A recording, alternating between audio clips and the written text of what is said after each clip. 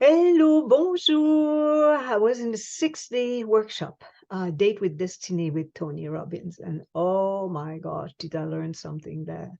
There was a process that we did to bring closure to events and understanding to events, that from that event, we make decision in our life that we carry on for the rest of our life, not knowing obviously if it's detrimental to you and that doesn't serve you, you're just not aware. So you go back into as early as you can into being a child, and from there, what event appear at the moment. And he shared a story of that woman that was in one of his previous workshops, and she was sharing that she's married to a her husband is drive trains. I can't remember what the term is exact in English, but and she doesn't like to go to the train station. She doesn't like the sound of the train, the wheels on the track, and whatever is train like. She just gets very tense, and she told a story that she in her memory goes back to her father playing with her. When you have a toddler and you can throw the child up in the air and catch, up and catch. So he was playing with her that way on the just before entering or next to the train. And then on the way back, at one point she grabbed, there was a window of the train that was down, so she grabbed that and was hanging at the window there, but the train started to move, and so her dad goes, and he of course caught her because she was still alive, so she's still, she didn't die. But what happened after that is her dad was so precautious with her, to not play with her, to maybe hurt her. And as she grew up, she was very protected, so she felt that she couldn't do much. She was really constrained by her father, and he seemed to be so rigid. And so by seeing what happened, she was able to free herself of that, and explain what happened with her father, and talk to her father and say how much she loves him.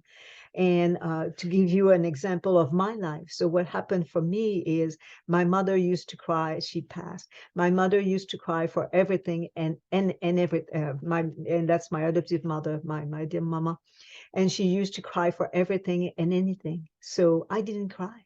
I didn't cry. I was like, what's the purpose of crying? And I remember being quite harsh about it with her as well, because she would cry so much. I would gesture like I'm holding a violin and playing the violin and saying to her, okay, enough. Are you going to stop? And she didn't like that, of course. So the story is that I'm probably a toddler, because I'm standing up and she's kneeling in front of me. And I see my hand tapping her on the shoulder. She's crying. So I'm a toddler and I'm consoling my mother. And I started at a young age. Now, at that age, about that age. But now, when you think of it, what happened about that time, she separated with my father. So she was on her own, bringing up two children, myself and my brother. And back in those days, separation and divorce wasn't that common.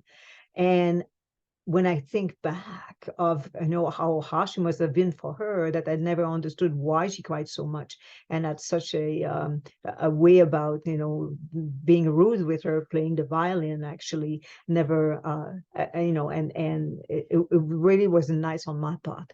But also what I must tell you is, during that process, we have there is an Hawaiian prayer or mantra, and it's called Oponopono. So we did that, and then I cried. I mean, I'm good now. I can cry now. And I also ask forgiveness to my mother. And the prayer is, I love you. I'm sorry. Please forgive me. Thank you. I love you. I'm sorry. Please forgive me. Thank you. I love you. I'm sorry. Please forgive me. Thank you.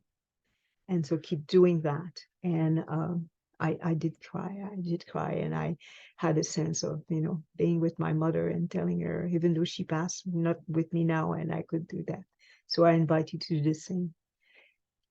Dig into your life, and then ask for forgiveness to who person might be still alive, but also to yourself. Forgive yourself. Have a fabulous day.